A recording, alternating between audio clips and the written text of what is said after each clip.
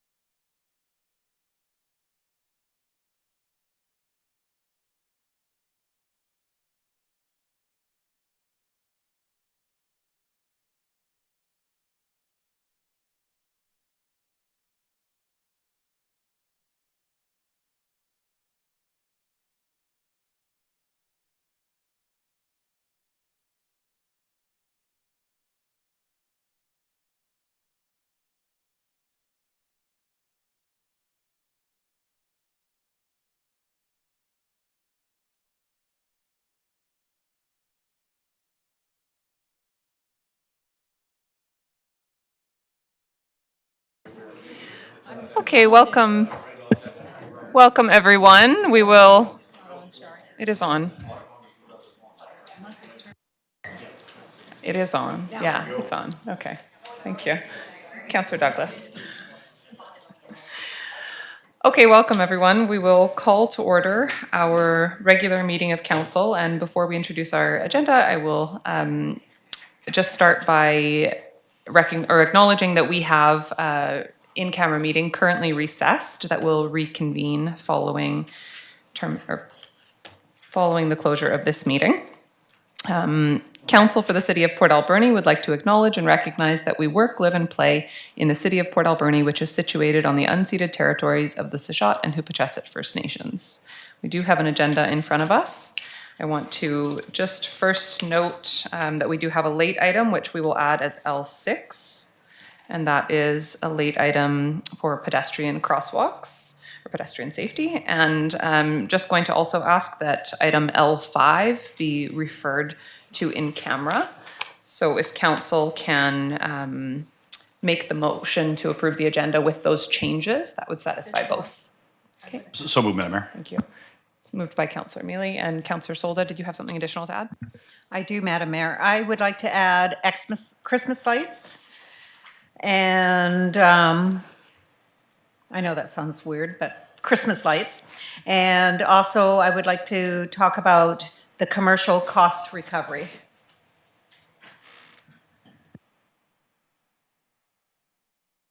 Thank you. We'll add those as L7 and L8. Are there any other items? Councillor Douglas.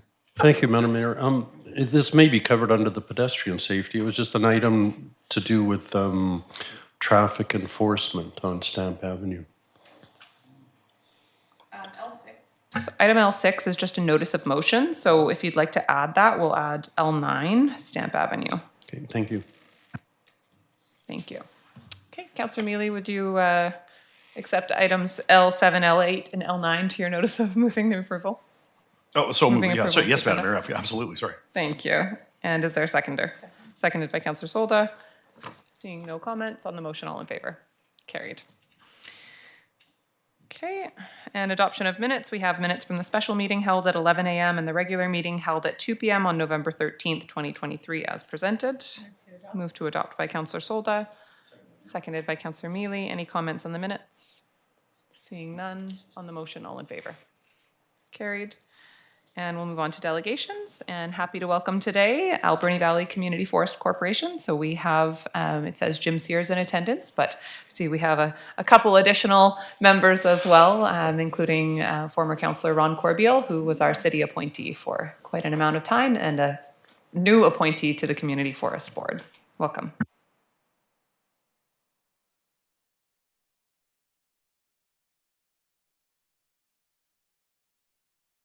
Sorry, you couldn't hear me? Yeah, I'm the director. I'm one of the directors of the Community Forest, Alberni Valley Community Forest, and we're here today to present a check to the city.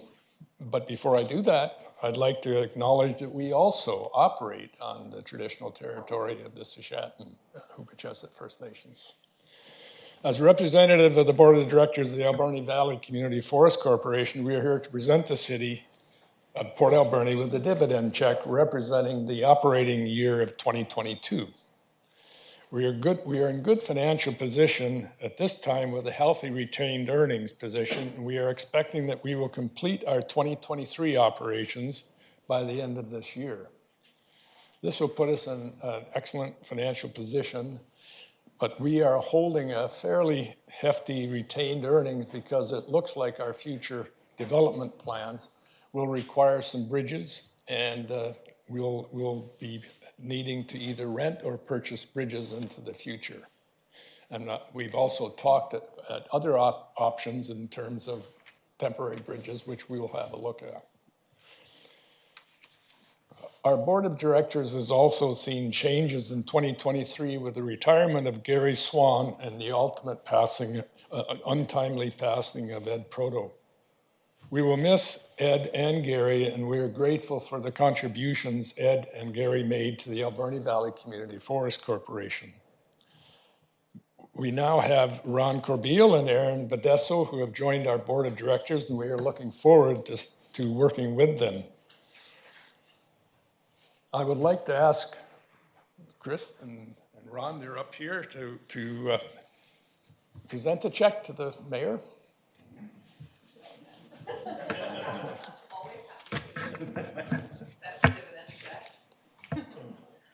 And this is a dividend check for $300,000.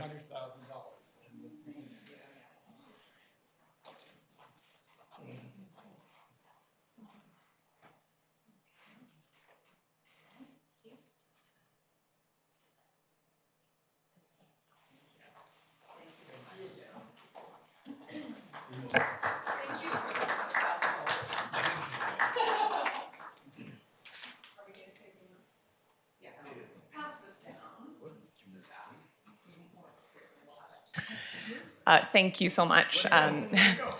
We're just passing the check down to staff where it's most appropriately held. Thank you so much to the Community Forest Board and Corporation for all the work that you do. Forgot to ask if there was any questions. That's okay. Other councillors may have comments, but I just wanted to recognize that I think our community forest does a fantastic job of balancing community needs with also obviously the potential to give back in terms of revenue. And it's a great model for, I think, to show companies how land bases can be managed. And we're very proud of the work that the community forest does. And for anyone who doesn't know, we have been able to utilize community forest dividends in a number of projects over the years, but most notably, recently we used over $2 million as part of the purchase toward the SOMAS land. So without those funds from the community forest, that purchase would likely not have been possible. And now, as I think we're gonna announce very, very soon, we obviously own the land and have made some great progress and are going to have be announcing our development partner really soon. So yeah, just a big thank you to the community forest because it's making a big difference in the community. And I'll just ask if any other councillors had any questions or wanted to make any comments. Councillor Solda. It wasn't a question. It would be nice to know how much did we get? It was $300,000, so another really significant dividend. Thank you. And a quick thank you, Madam Mayor. Okay, wonderful. Okay. We will move on. We have no unfinished business today, so on to staff reports. Item number 1 is accounts. Councillor Solda. Madam Mayor, I move that the certification of the Director of Finance dated November 27th, 2023 be received and checks numbered 153918 to 153985 and inclusive in payment of accounts totaling $2,144,120.48 be approved. Thank you, Councillor Solda, and seconded by Councillor Mealy. Seeing no comments on the motion, all in favor? Carried, thank you. Move on to bylaws. Item number 1, City of Port Alberni 2023 to 2027 Financial Plan Bylaw Amendments, 5075-1. And we do have our Director of Finance here. I know that this is just continuation of some of the changes, but Director of Finance. Yeah. Thank you, Madam Mayor. So with the bylaw that we have in front of council today, this is consolidating all of our budget amendments or financial plan amendments that we've made over the year, And with that, we're looking for the first 3 readings of the bylaw to move adoption at our next regular council meeting to finalize all the changes that we made to the financial plan throughout 2023. Thank you. Are there any questions? Okay, Councillor Mealy. Thank you, Madam Mayor. If I can make the motion, I'd move that the City of Port Alberni 2023-2027 Financial Plan Amendment Bylaw number 5075-1 2023 be now introduced and read a first time. Thank you. Moved by Councillor Mealy, seconded by Councillor Patola. Seeing no comments on the motion, all in favor? Carried, none opposed. Councillor Mealy. Thank you, Madam Mayor. I move that the City of Port Alberni 2023-2027 Financial Plan Amendment Bylaw number 5075-1 2023 be read a second time. Thank you. Moved by Councillor Mealy, seconded by Councillor Patola. Seeing no comments or questions on the motion, all in favor? Carried, none opposed. Councillor Mealy. Thank you, Madam Mayor. I move that the City of Port Alberni 2023-2027 Financial Plan Amendment Bylaw number 5075-1 2023 be read a third time. Moved by Councillor Mealy, seconded by Councillor Patola. On the motion, all in favor? Carried, none opposed. Thank you. Move on to bylaw item number 2, OCP and zoning bylaw amendments for 2780 Bird Street. And in case there are any questions, we have our planner here. Okay, I'm not seeing any questions specifically. Councillor Mealy, go ahead. Thank you, Madam Mayor. I'll move that the official community plan amendment 2780 Bird Street, bylaw number 5084, be read a third time. Thank you. Moved by Councillor Mealy, seconded by Councillor Solda. Any comments or questions following a public hearing? And I know we've been through the report already. Okay, seeing none. On the motion, all in favor? Carried. Thank you. Councillor Mealy. Thank you, Madam Mayor. Move that zoning amendment 2780 Bird Street, bylaw number 5085, be read a third time. Moved by Councillor Mealy, seconded by Councillor Solda. Seeing no comments on the motion, all in favor? Carried. None opposed. Thank you, Madam Mayor. I move that prior to adoption of bylaws number 5084 and 5085, a covenant be registered on title requiring the property, 2780 Bird Street, be connected to municipal sanitary sewer upon future extension of the service. Moved by Councillor Mealy, seconded by Councillor Solda. Any comments or questions on this piece? Seeing none. On the motion, all in favor? Carried. None opposed. Thank you. And item number 3, OCP and zoning bylaw amendments for 3690 Lowen Road and 2791 Bird Street. Same thing for this one. We've had a public hearing and seen the report. Are there any items or any questions for our planning department before we start the readings? Seeing none. Councillor Mealy. Thank you, Madam Mayor. Move the official community plan amendment 3690 Lowen Road and 2791 Bird Street, bylaw number 5092, be read a third time. Moved by Councillor Mealy, seconded by Councillor Patola. Seeing no comments or questions on the motion, all in favor? Carried. None opposed. Councillor Mealy. Thank you, Madam Mayor. I move that zoning amendment 3690 Lowen Road and 2791 Bird Street, bylaw number 5093, be read a third time. Moved by Councillor Mealy, seconded by Councillor Patola.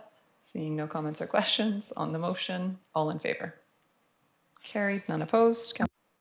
Thank you, Madam Mayor. I move that official community plan amendment 3690 Lowen Road and 2791 Bird Street, bylaw number 5092, be finally adopted, signed by the mayor and corporate officer and numbered 5092. Moved by Councillor Mealy, seconded by Councillor Patola. Any questions on adoption? Seeing none. On the motion, all in favor? Carried. None opposed. Councillor Mealy. Thank you, Madam Mayor. Move that zoning amendment 3690 Lowen Road and 2791 Bird Street, bylaw number 5093, being now finally adopted, signed by the mayor and corporate officer and numbered 5093. Moved by Councillor Mealy, seconded by Councillor Patola. Seeing no questions on the motion, all in favor? Carried. None opposed. Thank you, Councillor Mealy, for all of those. Move on to correspondence for action. Item number 1, we have Western Vancouver Island Industrial Heritage Society and a letter dated November 10th requesting council provide a letter of support in the restoration, maintenance, display, and operation of the Alberni Pacific Railway.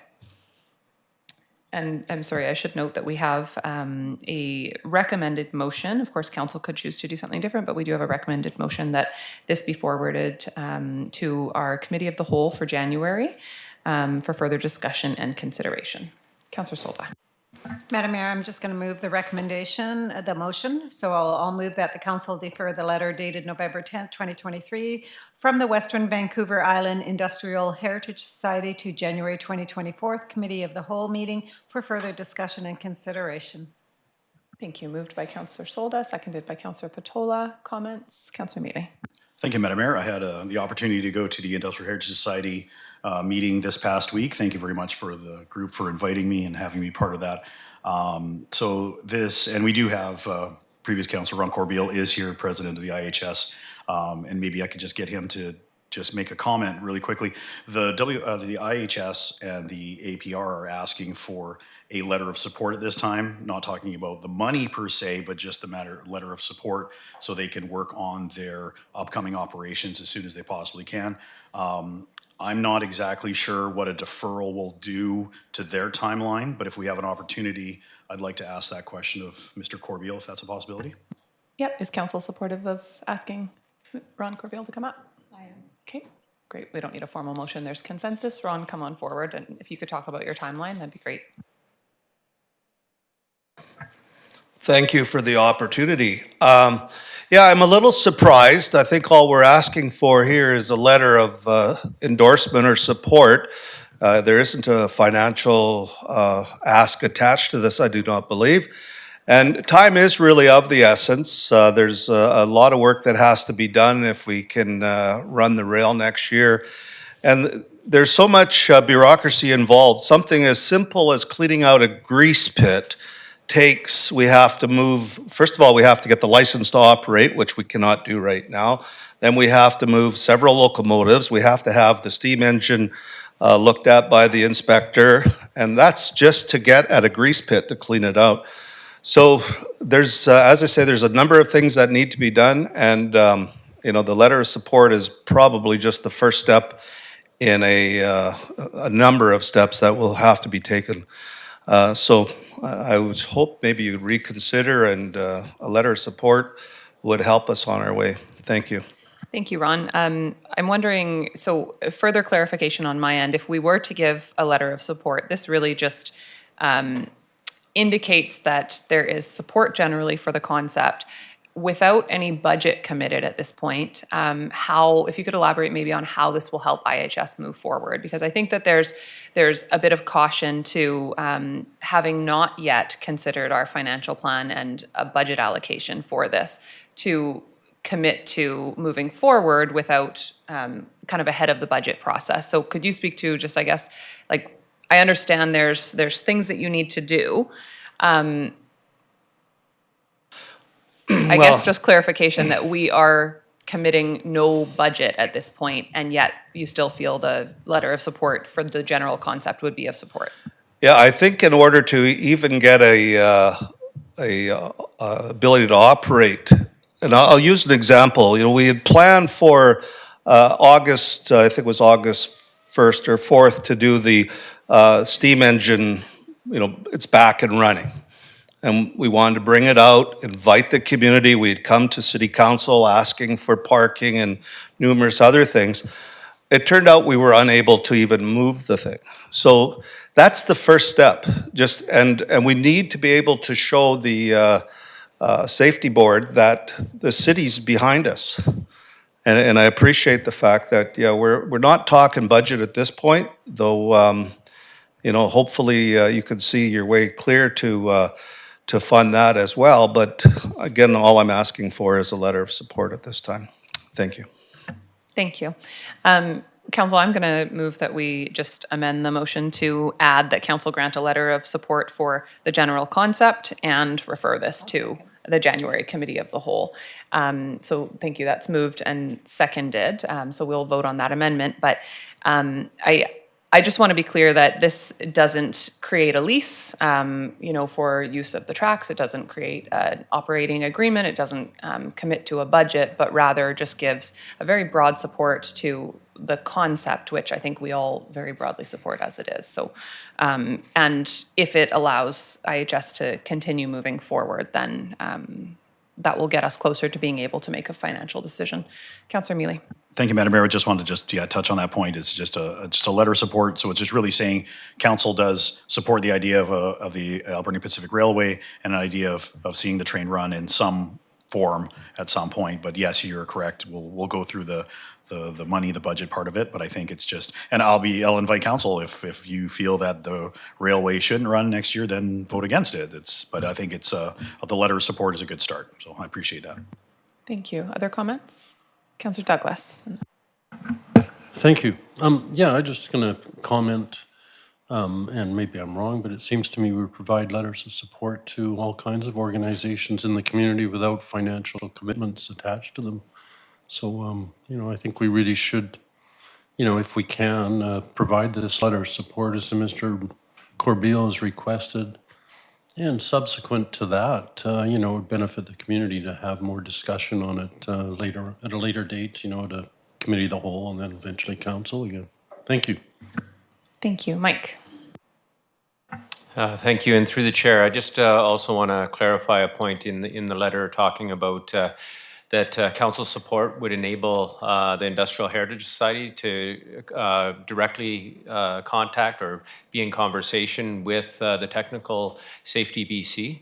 That is not staff's understanding. As we are the owner of the equipment, it has to go through staff. So again, that is my understanding at this point. So there'll be more about that in the January COW, but I don't want to make sure that council understands that this may not provide any of that direct access to technical safety. Okay, so it may not provide some of what IHS is looking for still, but it might at least give them the ability to continue moving forward. And if there is, a need for further conversation with technical safety, it at least shows council support for the concept in order to have a staff person looped into that conversation with IHS and technical safety. And through the chair, it's not administration saying that there's anything wrong with the letter of support. It's just I wanted to clarify, that's the only point within the document that I just wanted to clarify that it's not administration's understanding that would be able. But staff is supportive of contacting technical BC. Thank you. I appreciate that clarification. Okay, any other comments? Okay, then we're going to vote just on the amendment first. So on the amendment, all in favor?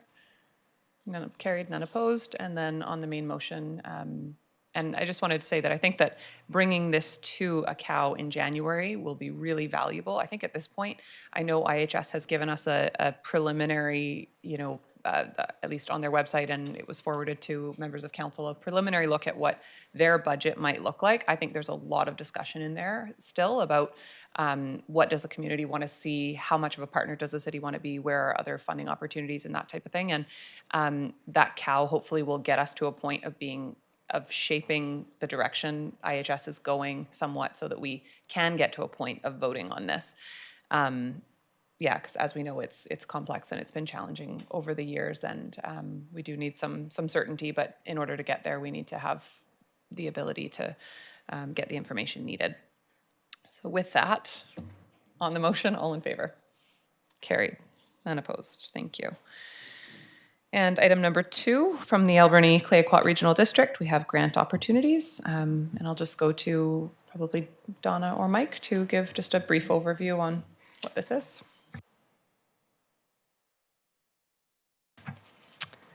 Thank you. Through the mayor, this is a request for 2 different motions from the ACRD. They are going to be applying for grant funding and would like the city's support.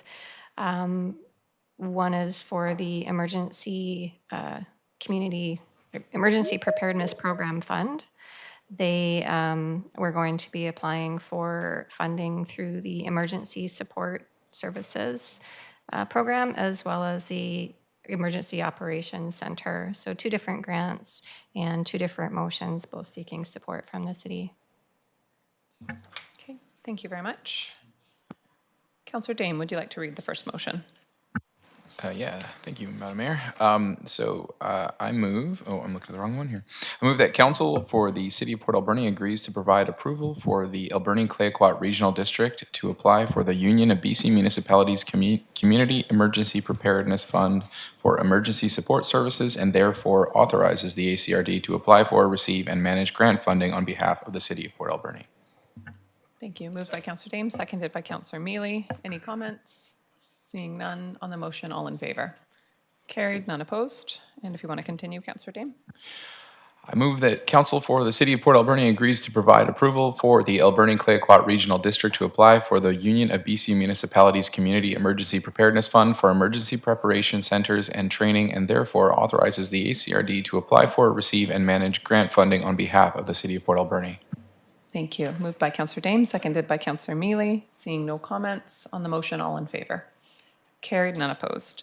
We'll move on to item 3, Wholesome Meals on Wheels Association. And we have a letter dated November 19th, 2023 from the president of the association requesting a letter of support of their grant application. And this is to BC Gaming. Councillor Solda. Madam Mayor, I move that the council direct staff to prepare a letter of support for the Wholesome Meals on Wheels Association to accompany their grant application to BC Gaming in advance of November 30th deadline. Thank you. Moved by Councillor Solda, Seconded by Councillor Dame. Seeing no comments on the motion, all in favor? Carried, none opposed. Proclamations, we have one proclamation, and that is All Nations Outreach Indigenous Survivors Day. Would somebody like to make this proclamation? Councillor Dame. I move that council, on behalf of All Nations Outreach, proclaim June 30th, 2024 as Indigenous Survivors Day. Thank you. Moved by Councillor Dame, seconded by Councillor Solda. Seeing no comments on the motion, all in favor? Any opposed? None opposed, carried. On to correspondence for information, and I will just ask our corporate officer to summarize the information we've received. Thank you. Through the mayor, we have 5 pieces of correspondence today. The first one being from the Ministry of Housing regarding the new legislation to support housing initiatives. And then we have from the Ministry of Emergency Management and Climate Readiness a letter regarding the Emergency and Disaster Management Act. As well, the BC United Official Opposition Bill 45, Miscellaneous Statutes Amendment Act. And then a letter from the RCMP, Commissioner Mike Duham's visit to BC and recruitment actions. And then lastly, from the Ministry of Citizen Services, a letter regarding the grant in lieu of property tax payment and report. Thank you very much. Are there any items there councillors would like to speak to? Okay, seeing none, would somebody like to move receipt of the correspondence? So moved, Madam Mayor. Moved by Councillor Mealy, seconded by Councillor Dame. All in favor? Carried, none opposed. And item J1, we have report from in camera, and this is just council releases for public consumption, notice of its intent to lease Unit 13 to A Finley for the operation of a good for 3-year term at the Alberni Harbor Quay. Sorry, good kind for a 3-year term at the Alberni Harbor Quay, and that's just a release from in camera. I couldn't read that. And council reports, any items councillors would like to speak to? Reports. Okay, seeing none. Item L, new business, and item number 1, public use of municipal venues, and recommendation from the November 20th Committee of the Whole meeting. Councillor Douglas, would you like to read this motion? Thank you. I'd like to make a motion that council directs staff to draft an administrative policy regarding appropriate conduct at municipal venues that includes the following language. We understand that this venue includes children, youth, adults, and seniors of all races, all religions, all cultures, all abilities, all economic levels, all gender identities, and all sexual orientations, and we will conduct ourselves in a manner that is respectful of this diverse community. We will comply with all applicable City of Port Alberni bylaws and federal and provincial legislation, including the BC Human Rights Code and Canadian Human Rights Act, which prohibit discriminatory conduct, including conduct that would expose persons or groups to hatred or contempt. We understand that city staff and their representatives have the authority to ask an individual or group to leave a city-owned or city-managed venue when that person or group is displaying inappropriate, disruptive, or aggressive behavior that threatens the security and safety of staff, guests, residents, themselves, and/or property. Depending on the seriousness of the circumstances and behavior, the city representative may choose to suspend, ban, or issue a trespass notice to the corresponding individual or group. Thank you very much, Councillor Douglas. Is there a seconder? Seconded by Councillor Dame. Any conversation on this? Comments, questions? Seeing none, on the motion, all in favor? Carried, none opposed. Thank you. And item number 2, firefighter resource planning and succession, recommendation from the November 20th Committee of the Whole. Councillor Patola, would you like to read this one? Thank you, Madam Mayor. I move that council authorize early budget approval in the 2024-2028 financial plan in the amount of $37,854, line 24421, to hire a probationary firefighter for a period of 3 months to facilitate orientation and training. Thank you. Moved by Councillor Patola, seconded by Councillor Solda. Any comments or questions on this piece? Okay, seeing none. And just for the public's information, when something is coming from a committee of the whole, a lot of conversation has happened at that meeting prior. So that's why sometimes you see less conversation during these motions, because we've had hours to talk about it at a committee of the whole. So just in case anyone is wondering on process. With that, on the motion, all in favor? Carried, none opposed. Item number 3, we have Canal Beach Pier resurfacing from Councillor Douglas. Go ahead, Councillor Douglas. Oh, thank you. I'm hoping we can bring this up on screen. Great, okay, and then we'll just scroll through it. So this is a proposal that we simply allow staff to take a glance, to take a look at the option of, first of all, look at the investments we've made to date at Canal, also known as Teepus Beach, and look at the assets we have there and the improvements we could possibly make and ways we could make and fund for those improvements with a minimal impact to the taxpayer. So on the first screen there is just some potential pier developments on the right that have been done in other communities. And as we scroll down to the next page, you can see further examples. Great opportunity if we can resurface that existing pier for family involvement, for cultural displays, for artwork, and just more recreational investment in our community and in healthy lifestyles. We'll just scroll to the next page there. Some of the investments we've made to date, apart from actually creating a recreational site out of a previously industrial site,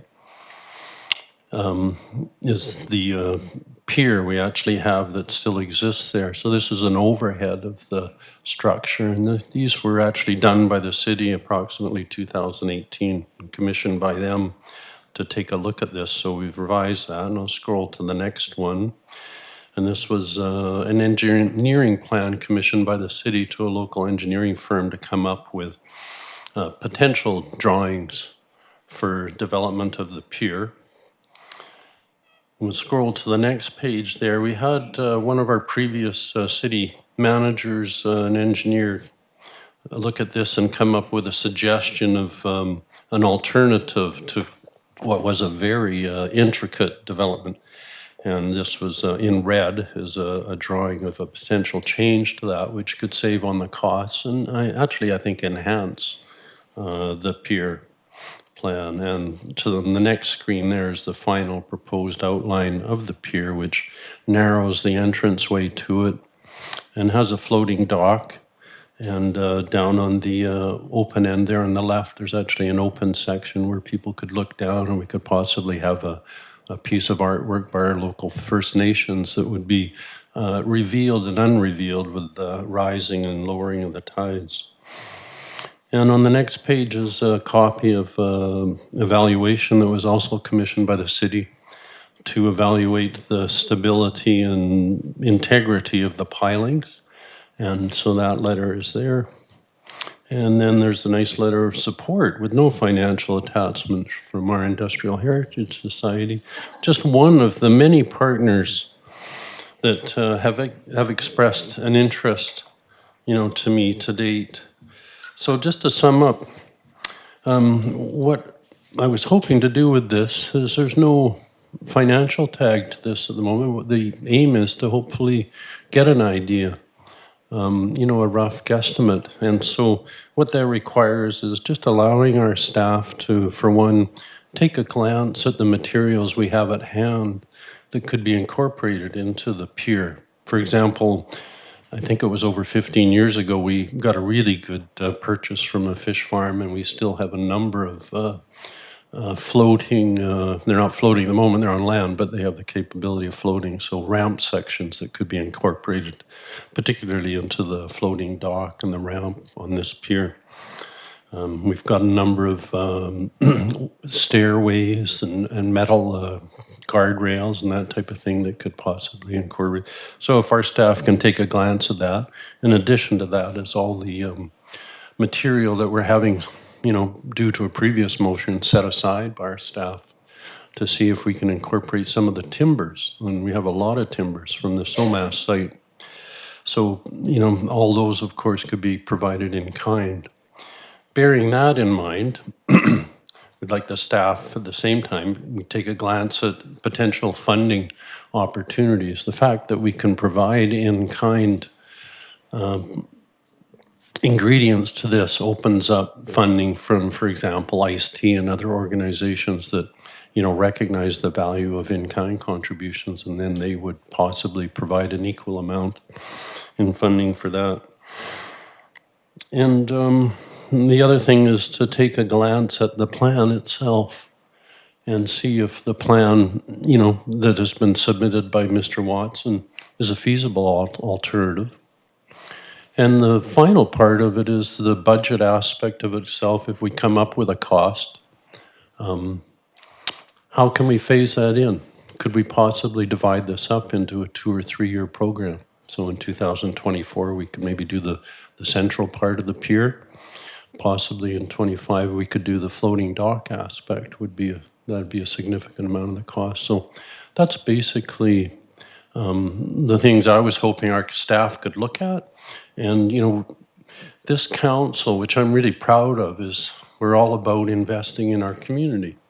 We're about investing in our community assets, of which we have one here, which is basically shovel ready. We're about investing in our waterfront and public access to our waterfront. And one of our mayor's favorite expressions, which I love, is waterfront for everybody and forever. And that's a really good theme for our community. Yeah.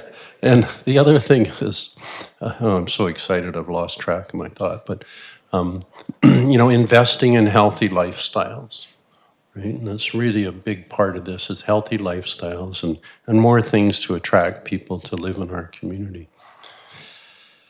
So that's what this motion Councillor Douglas, is do you about. want to read your motion, just so it's I'd love to read formally it. there? Yeah. So I'd like to make a motion, and if we can have a seconder, of course, we can discuss it in more depth if you have any questions. So I'd like to make a motion that council direct staff to review previous assessments and plans related to resurfacing the existing Canal Beach Pier for the purpose of including funding to proceed with this project within the 2024 financial plan. Thank you. I will second. Thank you. And thank you very much, Councillor Douglas, for the overview and for the work in pulling together some of the previous plans that have been looked at. And I'll just start by saying that when I was first elected to council as a councillor, our first budget year, this actually came in front of us, and probably because the plans had been preliminarily looked at by staff shortly before that election. And it was just a request to continue the work, not to actually build it out yet, because there was a recognition that sufficient plans and assessments were not in place yet in order to actually be able to build. And we didn't vote to approve it at the time, although I did vote in support of it then. But council at the time did not vote to approve it just because it was really early in our term. We didn't have a strategic plan in place yet, and there just wasn't really a lot of focus yet to commit to whether or not this was kind of the direction we wanted to go. And I think there was full intent for it to come back during that term of council, and it just never made its way back as a result of other initiatives. And probably they're just not being that champion for the project on council. So I'm really happy to see it back in front of us now. I want to offer first my support to the motion and the initiative, except for specifically for me, I think getting rid of 2024 financial plan specifically. I would look to amend that to the 2024 to 2020. Is it 2024, 2028 5-year financial plan? Because I do feel that when we plan for capital projects, we need to not plan them a few months in advance. We need to put it into our 5-year financial plan. So that might be in year 1, it might be in year 2, it might be in year 5, but we don't have the information in place at this point in time in order to determine that it's going to be the 2024 year of the financial plan. So I fully support the motion. I think the intent is great. If it does end up just going forward as is with 2024 financial plan, I think personally it means the same thing regardless, because it's all about intent. So I think the question is, does council intend to move forward with this project and hope to work towards a place of being able to move forward with this project? And I'm hopeful that we do. I think it's very much in line with the initiatives and goals and intents of our strategic plan. Councillor Mealy. Thank you, Madam Mayor. So I guess Councillor Douglas, you're looking for a letter of support, but not any financial money just yet? No, I'm just kidding. I'm sorry. I apologize. No, but in all seriousness, Madam Mayor, I do want to say that, sorry, I do want to say that I agree with you. I was going to say that I do support the project in principle. I could not support saying it for the next year without the information. I would totally agree with the mayor and support a small amendment saying that for the 5-year financial plan for sure. But the project as a whole, Councillor Douglas has my support. Thank you very much. Councillor Solda and then Councillor Patola. It's interesting, and I'm glad you cleared up why it wasn't when it was presented in 2018, because that was one of the questions.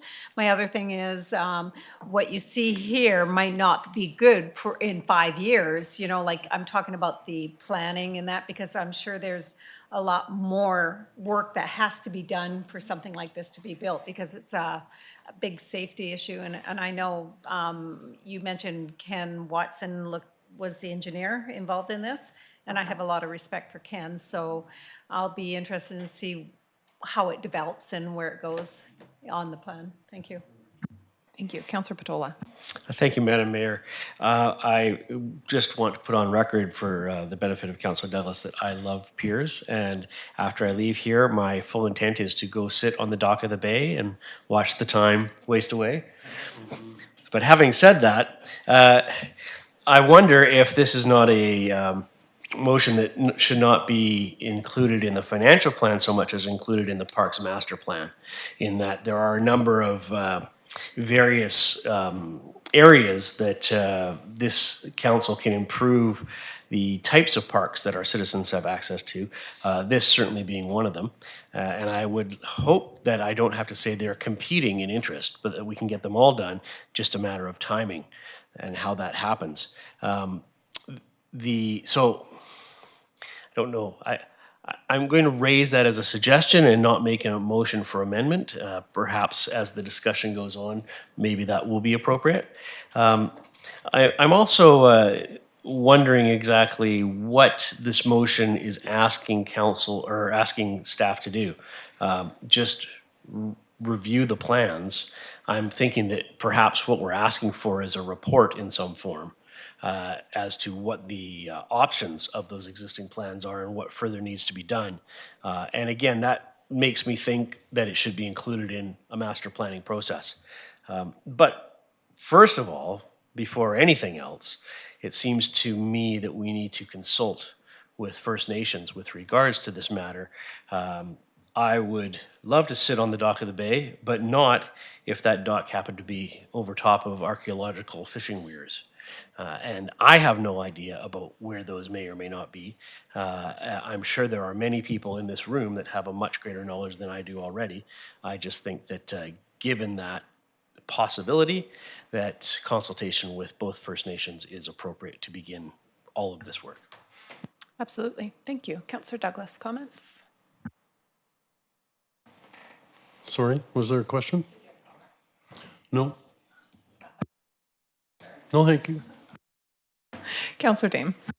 Thank you. Through the chair, I very much appreciate this. I think it's a great idea. My hesitance only is that the wording has a very specific short-term timeline, and though we're saying that there's no financial commitments being made, the wording sort of suggests that there is.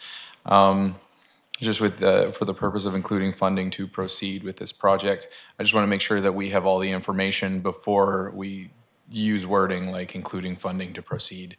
And so I think that including it as a part of a master plan is a good idea.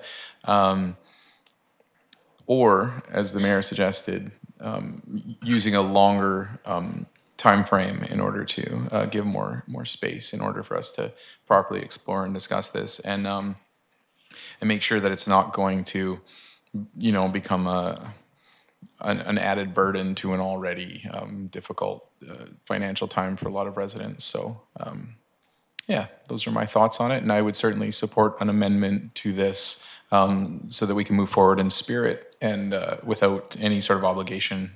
Thank you. Thank you. I'm going to suggest an amendment that we amend the motion basically to read that council directs staff to review previous assessments and plans related to resurfacing of the existing Canal Beach Pier for the purpose of gathering the information needed and costs needed to include this in the 2024 to 2028 five-year financial plan and include the project in our Parks Master Plan. If there's a seconder.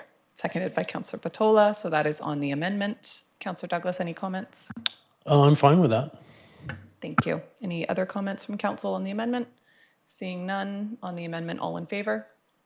Carried, none opposed, and any additional comments on the amended motion? Seeing none on the motion as amended, all in favor? Carried, none opposed. Thank you. Thank you. And we'll move on to item number 4, Port Alberni Skate Park, and this is Councillor Patola. Thank you, Madam Chair. I see Councillor Mealy is leaving the room.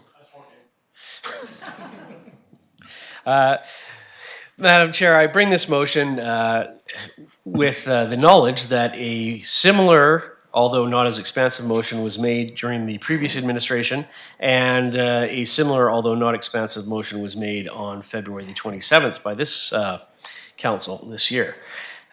But as things are not moving forward with the skate park significantly to the visual eye, I thought it would be useful to bring this motion to make sure that the notion of a skate park is included within the master plan, as that is a useful tool to ensure that costs, partners, commitments, and appropriate reception by the community is all involved, public engagement.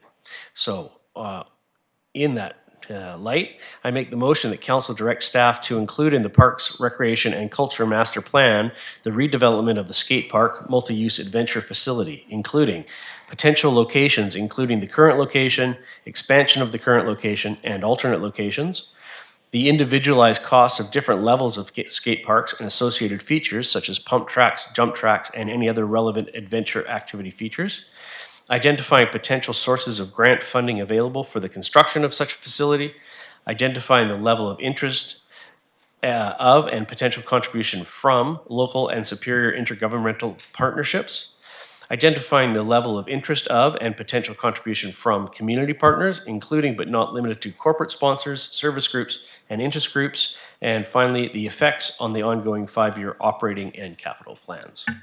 Thank you. Moved by Councillor Patola. Seconded by Councillor Dame. Comments? Councillor Solta. Oops, Madam Mayor, I'm just kind of curious. I've noticed in some skateboard parks, they have, it's a multi-use, like they'll have bikes as well as skateboards. So I'm curious to know, would this be incorporated into it, or is it just skateboard park? Councillor Patola. Thank you, Madam Chair, and thank you for that question. It's an excellent one. It is intended to be a multi-use park, and that is why it would include associated features such as pump tracks and jump tracks. Those are associated to scooter riding, BMX riding, and mountain bike riding. So it would include features for other types of locomotion that the youth are interested in. I use a skateboard park all the time, you can tell, right? Thank you. And I think just important to note that this motion really is just providing additional push for the project, but the project planning is already underway, being led by Community Futures with some support from the city and also just a group of advocates in the community. So that's what often does move along a project like this, but I think including it in the Parks Master Plan more intentionally is another great way to provide support for a project we know the community would like to see. So with that, on the motion, all in favor? Carried, none opposed. Item L5 has been referred to in camera. So we'll go to item L6, which is a notice of motion from Councillor Mealy. Thank you, Madam Mayor. I have a notice motion here.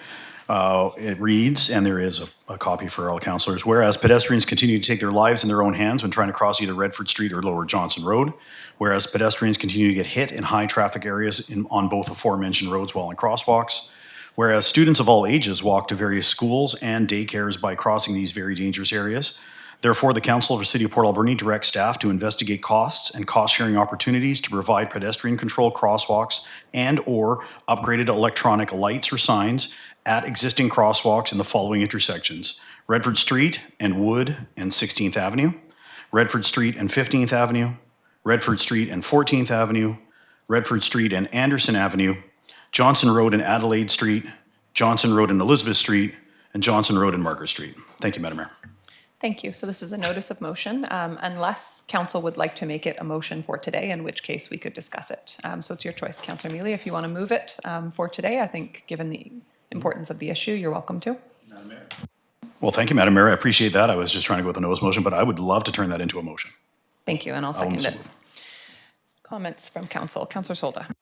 Madam Mayor, I totally support this, but I'm just kind of curious. River Road is got some serious problems there, and the crosswalk, people are crossing that. Could we not do a signalization? And I'm talking about pedestrian light, not the whole signalization. I know it's being worked on, the River Road, Beaver Creek, but I like it done yesterday too, and it's taken how many years so far to get to where we are? Thank you. I think good comments, and I was just going to ask Councillor Mealy, the list specifically, where is the list coming from? Well, thank you, Madam Mayor. I appreciate that, and I was really hoping. Well, yeah. Let's get on this. Why not? Right? I was just trying to make a notice motion we could have discussed in the next meeting, but it's quite obvious that these are the intersections, especially at nighttime when driving around, and I drive around a lot at nighttime, that they are problematic, especially with the Redford Street extension and how people speed down there. And we've had a fatality recently. We've had 2 people in the last week hit there, and I think it just about time that the city got serious about these intersections. And again, it's nothing to do with previous council staff. Please, I don't ever want to say that, but identifying when you're coming down the Redford Street extension, especially last night, 9 o'clock, 10 o'clock, it's dark, the fog is out, and you can't see the next intersection in front of you. With you're halfway up the block, you can only see it. I do know there is a lot of kids that have to walk to Wood School and the high school. They have to cross at Wood and 16th and Redford and 15th. Being cognizant that the old high school is now a high density area with those families, and I see it every morning when I go to work. Is they're really, it's a struggle for children to get across the street or kids to get across the street. So I can't. I understand what Councillor Solda is saying. River Road, there's a whole bunch of different places. I was a witness to almost 2 people getting killed at the same intersection on Johnson and Gertrude when going to Pete's Mountain Meats the other day. So only the reason why I say these intersections is because they already have crosswalks there. And I'm not saying that they're simple solutions, but at least to make it a pedestrian controlled crosswalk, meaning the flow of traffic can continue on until someone presses the button, the lights come on, and everybody can stop. And if we've identified, and sorry, I apologize, I've gone out and seen that these are the problematic intersections, and I think the public understands that those are problematic intersections. There also will be an educational part for the pedestrians, of course, but we can't control what the pedestrians do. We can control how our streets are. And so rather than putting up street lights at every light, continue the flow of traffic through on Redford especially, and have those lights so that pedestrians can cross at any time of day without any problem and having the traffic stop. And then going back to Johnson Road, I totally understand that, Ministry of Highways has to have their say and all that. What I'd really like to just see is have them maybe even at the Advisory Traffic Commission going, what can we do? And not only that, maybe they can cost share as well. So I'd love some of their money to say, Margaret Street, I've seen people get hit there. Elizabeth Street, see people get hit there. Adelaide Street, see people get hit there. It's not anything new to us. It's not reinventing the wheel. It's identifying now, these are the intersections that have a problem. There's already crosswalks there. Let's just make them better for the people. Thank you very much. Councillor Patola. Thank you, Madam Mayor. I share Councillor Mealy's passion for the public safety and recognize it really is, amongst all the things we do, it's paramount. I recall that we've had a number of discussions at this council with regards to intersections, particularly when we were speaking about Dunbar and 10th and Argyle. And during those discussions, references were made to various previous intersection studies that had been done and engineering reports. And I'm wondering if the CAO could comment on the existence of existing reports and what those might indicate the best outcome would be for pedestrian safety, whether or not it's lights or safety islands or narrowing roads. Thank you. Thank you. And I think before we ask for a general comment probably on this from our CAO, I was going to add that we do have ICBC assessment on the highest risk pedestrian intersections, as well as looking at pedestrian and cycle traffic. We also have from the Ministry of Transportation, we have a Lower Johnston Road pedestrian safety report that is confidential. They have not made it public. However, it has been shared with previous council. Staff has it. It does need to be shared with current council. And so my comment is kind of, this is not necessarily, the best way to come up with a list of priorities is to, go by observation. However, I think we all recognize that we're at a point where significantly more work needs to be done. So if the only way to get there is to throw out intersections that we, see issues at, then let's just start doing work at those intersections.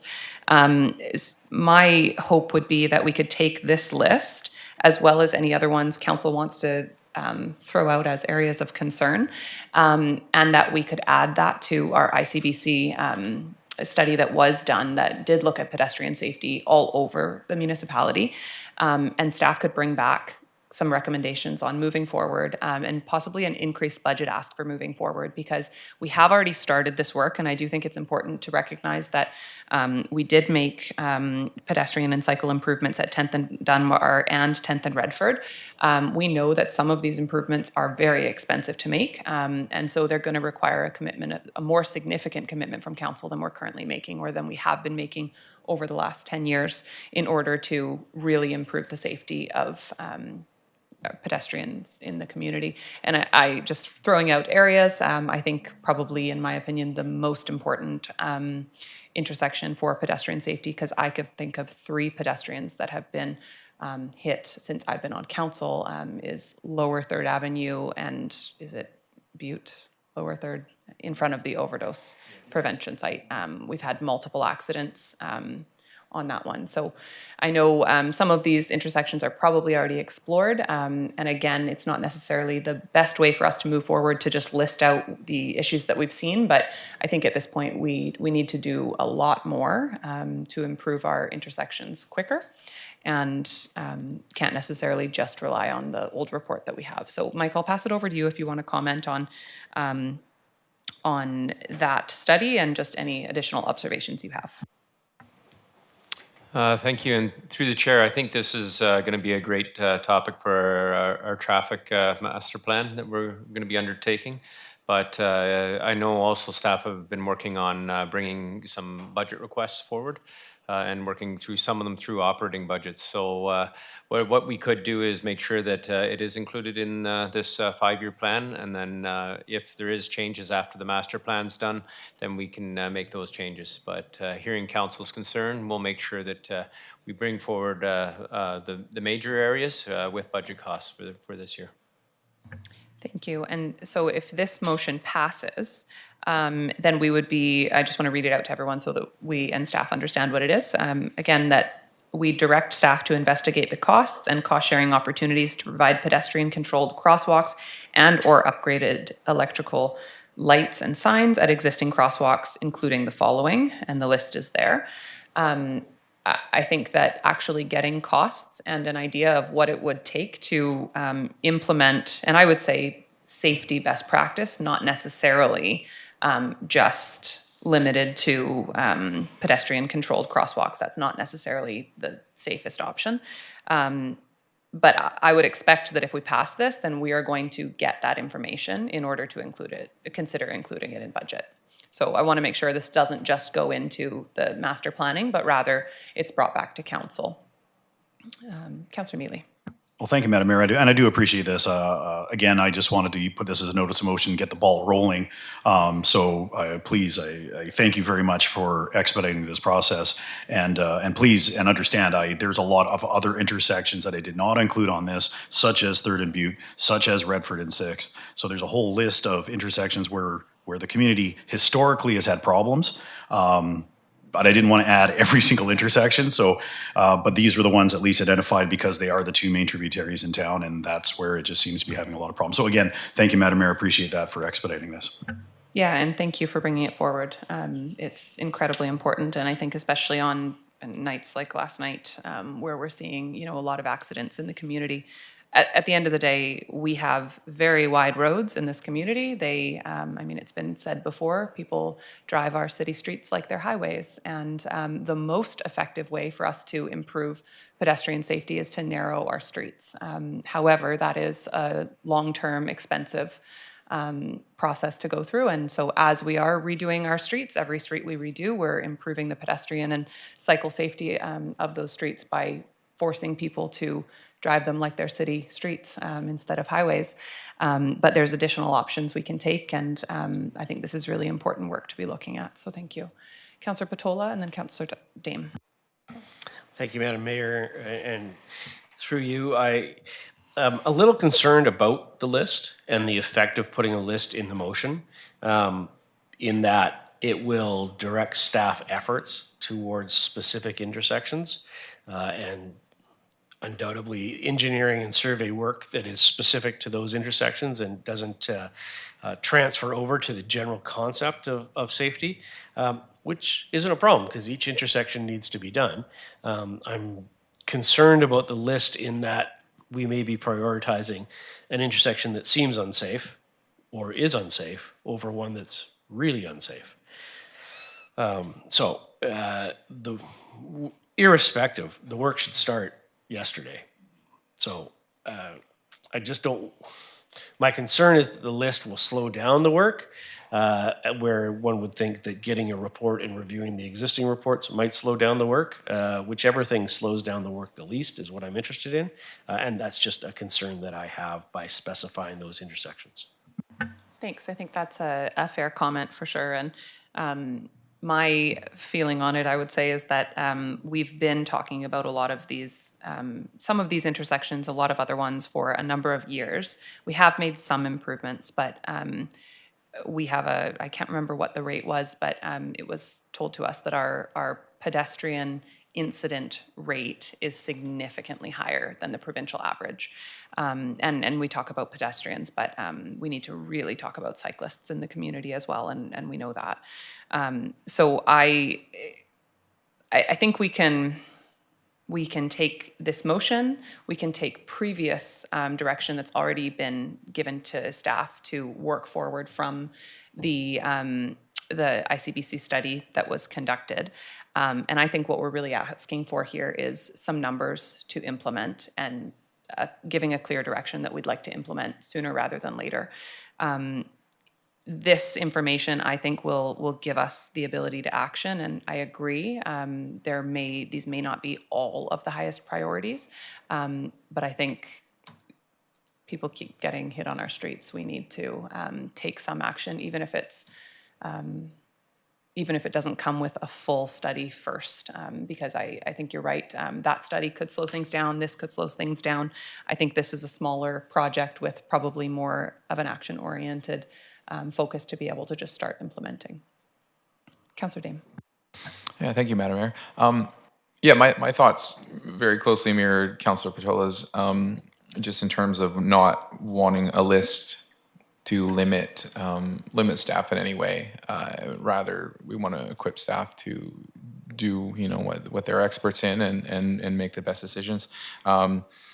So, I mean, maybe it's something as simple as just an amendment that adds including but not limited to, or such as, and maybe that's not necessary. Maybe, as you're saying, maybe that's already in motion, and the spirit of what we're asking is clear, and this isn't going to be limiting at all. But I just wanted to make sure that this wasn't going to have staff drop something that they were already doing and put their focus somewhere that was less ideal.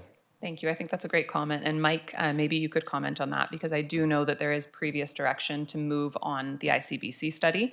And that has been happening. And I do want to make sure we credit staff because that work has already been going on, including obviously some physical changes to intersections. But would this, I mean, it does say just to investigate costs and cost sharing in order to look to upgrade these intersections. Would this supplement the work that's already underway, or would it take away from possible other intersections? Through the chair, I think this is a good start, but I know staff has a list. I just don't have that on me at this moment. So I know staff was going to be bringing some forward for budget. So I think this could be included. We can make sure these intersections are also looked at, but it wouldn't be just limited to these. I believe that there's already work undergoing and a plan moving forward. Thank you. Councillor Solda. Madam Mayor, may I suggest that we get a copy of the ICBC list? And just so we can be on page with them too, please. Thank you. Absolutely. Councillor Mealy. One more kick at the can, Madam Mayor. So, and I'll openly apologize to council and to staff. I never like to throw these at people, but the mayor set it up for me, so I'll spike it if an opportunity is there. But yeah, my original meaning was to just throw this out there, get the process started, come to budget, get those information, get the ICBC report. So that I believe that's all coming. But again, I appreciate the mayor identifying that this is a problem. Yes, Councillor Patola, Councillor Dame, I totally agree that there are more than one, and I don't want to restrict anything. However, these are the problematic intersections the way I see it, and these are it's a start. And but it's not limited to that. Again, Redford and 6th and 3rd and Butte and places where there has been fatalities as well out on River Road. So, but I just believe that at this point that was a start, and my intent was to bring it back at the next meeting. But I appreciate you, Madam Mayor, for letting me do it now. Thank you. With that all said, any final comments? Seeing none on the motion, all in favor?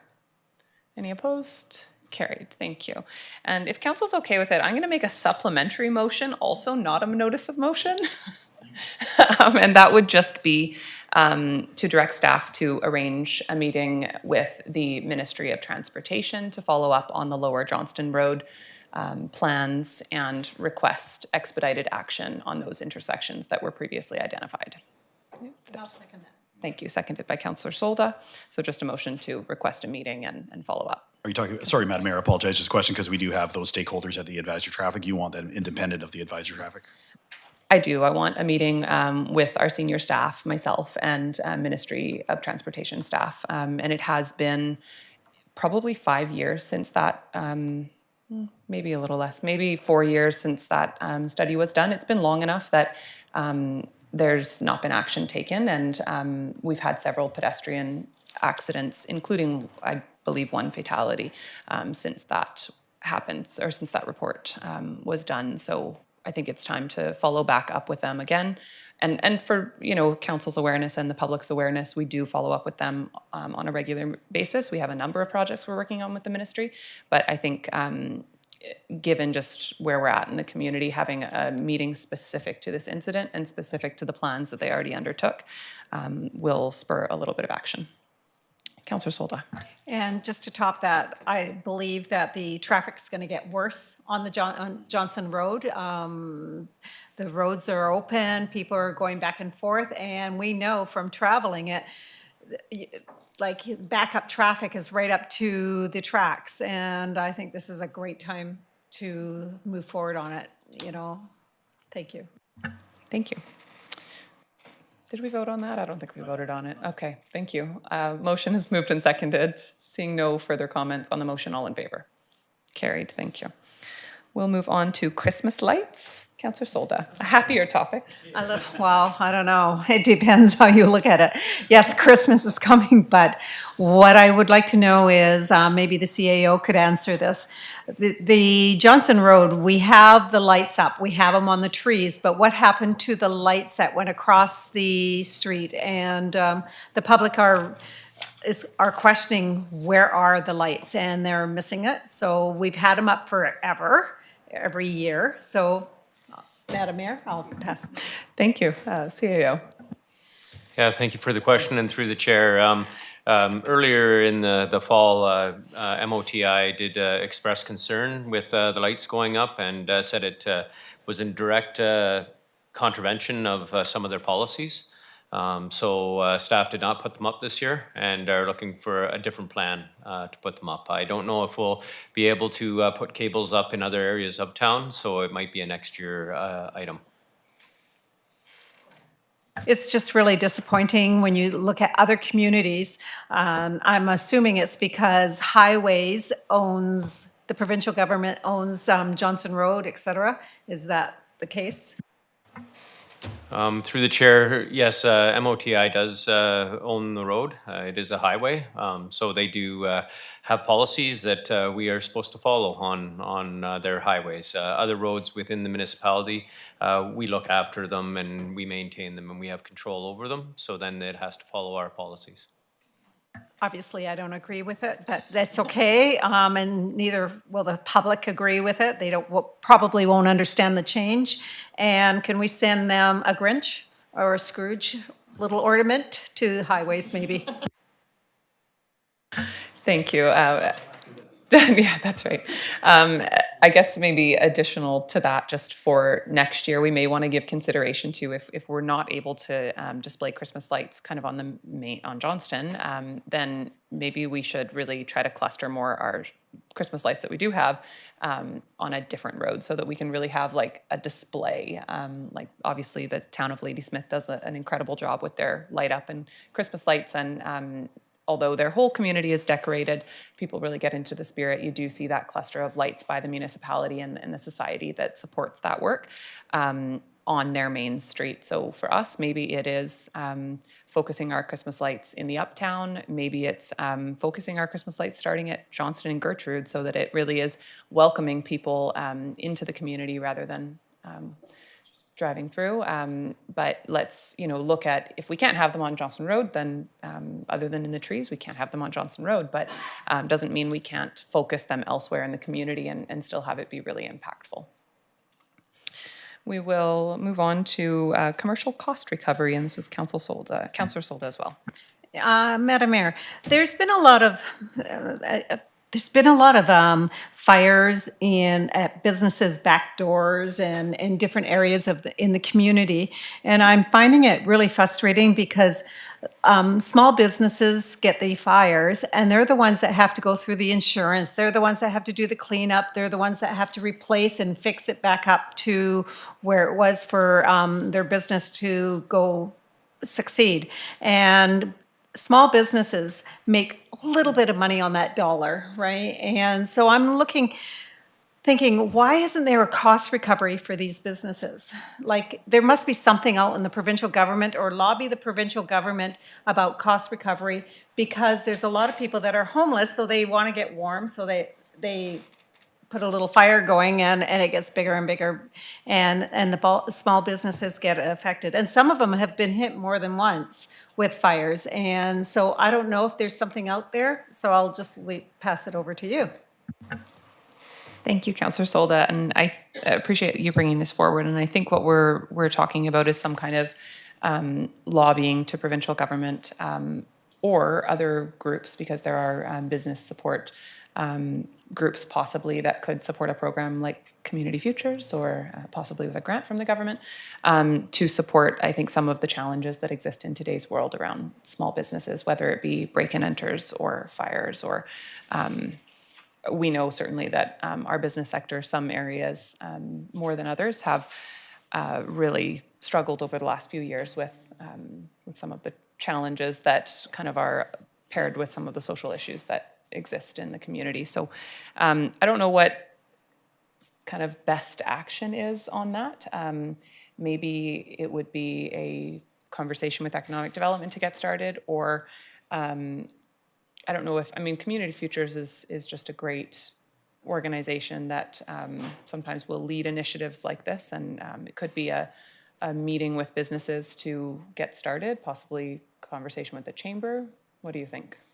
Well, Madam Mayor, I do like the idea of the economic getting involved. And the reason is because we had beautification projects. We've had where they could buy cameras and stuff like that, and it's been put on hold because they were looking at a different picture. So maybe we can start from there and let the Pat Deacon and his team take a look at what they can do, some kind of funding to help. Maybe not all, maybe a percentage or something like that.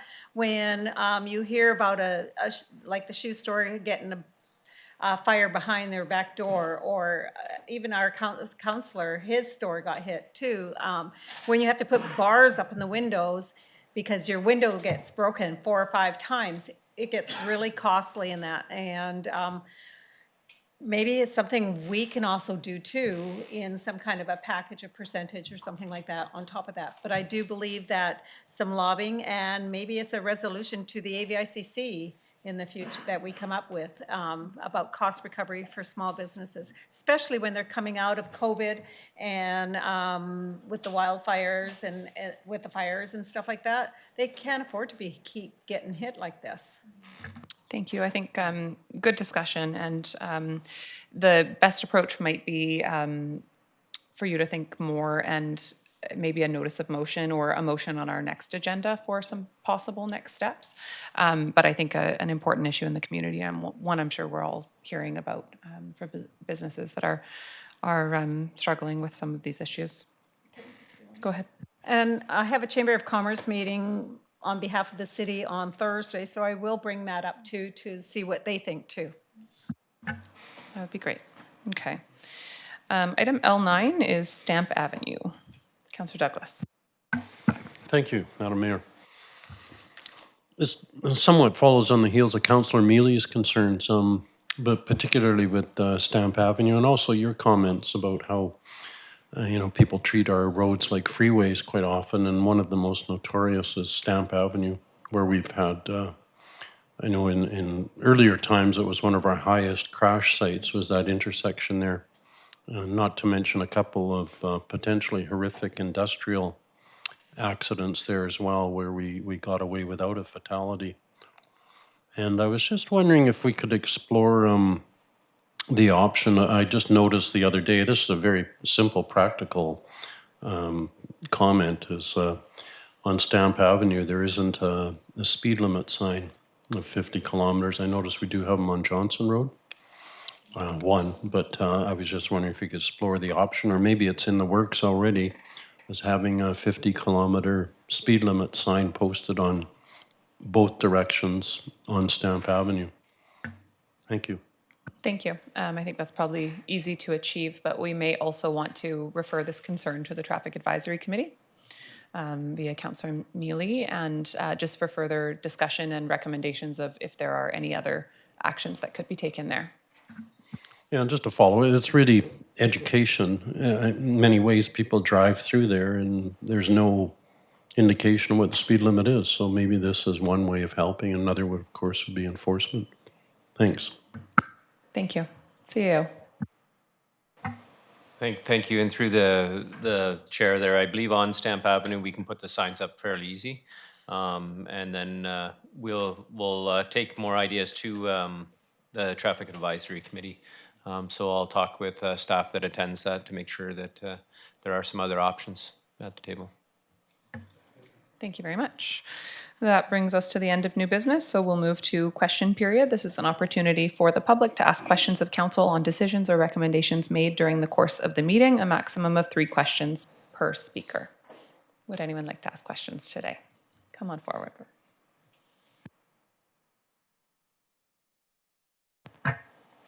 Hello, it's been a while. It's been a while. I just want to circle around to this, the permitting for the Alberni Pacific Railway. Ron Corbill was here earlier. Some of you may recall, I think you were on council, I think 2 or 3 administrative staff were here when I was pursuing this quagmire 6 and 7 years ago. And we sort of got it straightened out, I thought, until I heard that discussion today.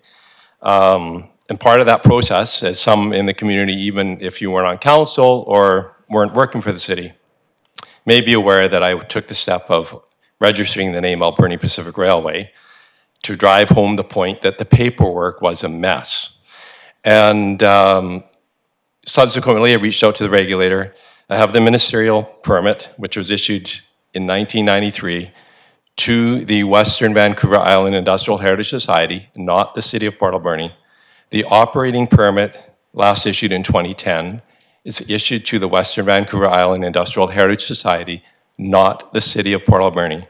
While I appreciate the City of Port Alberni does own the vast majority of the railway rolling stock, the city does not have a permit or a certificate issued from the Ministry of Transportation to operate a railway. The Industrial Heritage Society, as far as I am aware, are still in possession of that documentation unless it's been rescinded by the ministry, which I'm not aware of. If that is the case, then the city could advise me on that. In the absence of that documentation being rescinded, I fail to understand why the IHS is not communicating directly with the railway regulator. I can go home and email the railway regulator now and probably get a response in the next day or so. I don't operate the railway, so why is all of a sudden it's sort of going back to administration to be dealing with railway issues when the operating issues are really belonging to the IHS, and so that they can communicate directly with this regulator? Could I get some clarification on that? Yeah, I think that's a great question, Roland, and thank you for reminding us of some of the history there. And I think from my perspective, and I'll let Mike answer as well, the intent of the motion today, because for whatever reason, IHS is being told from the regulators that they can't communicate directly. So the intent of the letter today is to provide them with that support from the city that, yes, they can. That doesn't, as we stated earlier today, that doesn't, enable them to use our equipment for that purpose without an operating agreement in place with us, which we do not have, which you're aware of, the city and industrial heritage for that purpose. It doesn't allow anything to happen, but it does give the push to the regulators to have those conversations with industrial heritage. And Mike, I'll let you add to that if you like. Yeah, through the chair, I believe that they've had some conversations about the operations. I believe this is with the technical safety BC is actually on some of the equipment that we own. That's my understanding. I know that staff is bringing more of a thorough explanation to the January Committee of the Whole meeting, where I haven't been involved deeply. I don't have the exact answer. You have more knowledge about it than I do. So, but that is my understanding from with the issue with Technical Safety BC not dealing with the Industrial Heritage Society. It's something about the equipment that we own. It's the ownership part of it. Okay, so the ownership thing is still being sorted out. It sounds like that's still a bit of a challenge then? I would say the ownership is not being sorted out. We own the equipment. Yeah. We have not given an operating agreement for someone else to utilize it for rail currently. But there's, I would say, a mix-up of the regulator not wanting to talk to the operator, rather the equipment owner. Yeah, I think, unfortunately, over the history of this long affair, I think the regulators probably gotten quite frustrated with what's happened here, unfortunately. Even we've got new people coming in the IHS. But the other then issue is as well, because we're talking about operating this railroad, is that the railway crossing standards regulations, I think we're down to 3 or so calendar years left to have those public at-grade crossings brought up to standard. And there's 2 of them between the roundhouse and the train station. And there's been no movement by the city to bring those crossing grades up to standard. And while the regulator gave a deadline, doesn't mean you can wait till the last day before the deadline to do it and you can just continue to operate. So I did speak with Ron Corbeil, and I've obviously, this discussion got deferred till January now. But what brought me here today is that we seem to be going back into the fog on this sort of paperwork dilemma in between the railway stock, who's got the certificate, but to be clear here today, the city does not have an operating certificate, correct? Okay. Correct. And you folks wouldn't know whether the operating permit is still, because an operating permit is different than the certificate. Whether the IHS is in possession of an operating permit, does administration on it? No. We don't have that Okay. information. Okay, that's all today, Madam Mayor. Thanks. Thank you, Roland. Would any other members of the public like to ask questions? Okay, then with that, would somebody, are we adjourning or are we adjourning our public meeting and reconvening our in-camera? Motion to adjourn the regular Thank council you. meeting and reconvene in camera, Madam Mayor. Okay, moved and seconded. On the motion, all in favor? Carried, thank you.